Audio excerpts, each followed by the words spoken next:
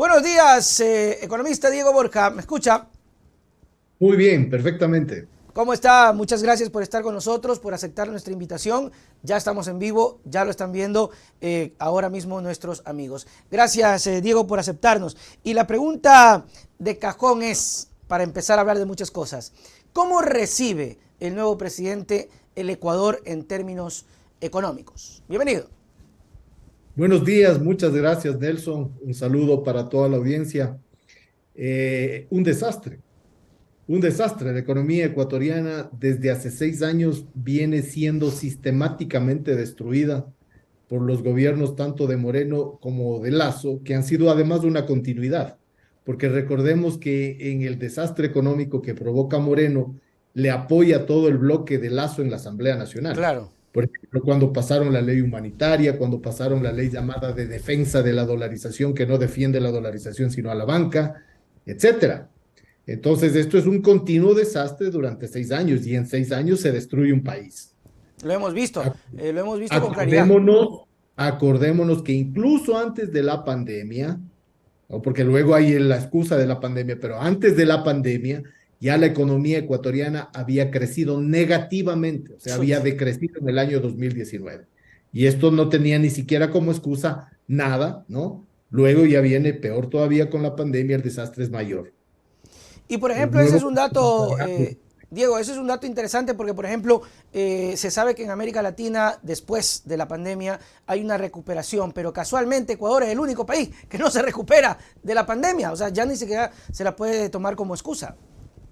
No, es una vergüenza internacional. En días pasados sale un ranking mundial de los países que son los peores para los trabajadores y el Ecuador está en el tercer puesto en el Chuti. mundo. O sea, estamos hablando de una situación verdaderamente lamentable para la familia ecuatoriana que se suma además al otro tema gravísimo que deja a Lazo también para el nuevo gobierno, que es el de la inseguridad. Ujú. Usted tiene ahí entonces un cóctel bomba entre una economía en desastre y una inseguridad que nos está golpeando a todos.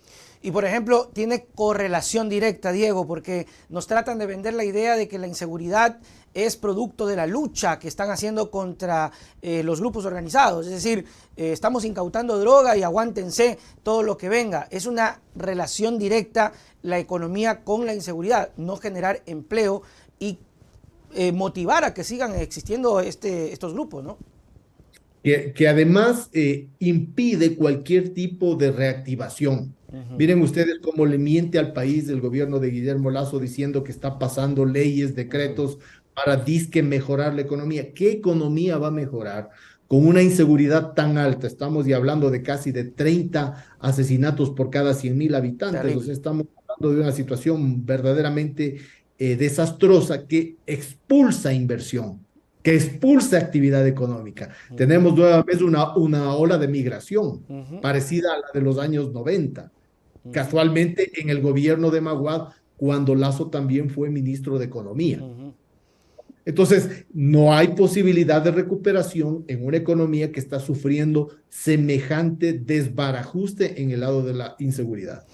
Y entonces estas leyes que está proponiendo el presidente, ¿de qué trata? Por ejemplo, hablemos de la última que está causando también un poquito de comentario, la ley de quiebras. ¿Qué significa eso? ¿A quién beneficia? ¿El ciudadano común va a tener un retorno de esa ley?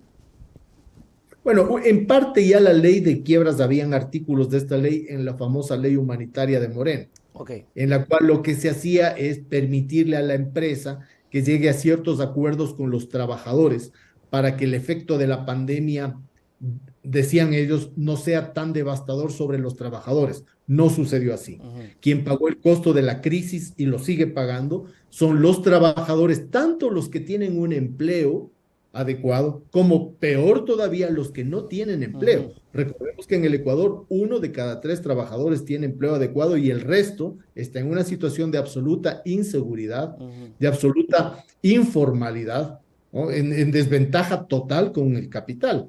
Eso viene siendo una regularidad en el Ecuador. Esta ley de quiebras lo que dice incluso en sus considerandos es proteger el crédito.